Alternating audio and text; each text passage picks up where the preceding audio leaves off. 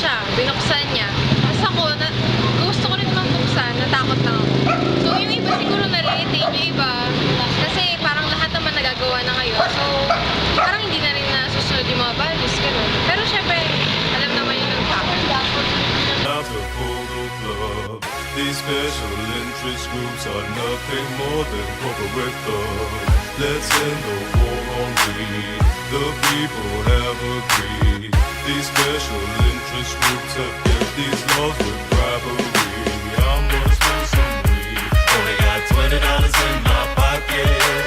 I'm a hunting, looking for a pot shop. This is fucking awesome.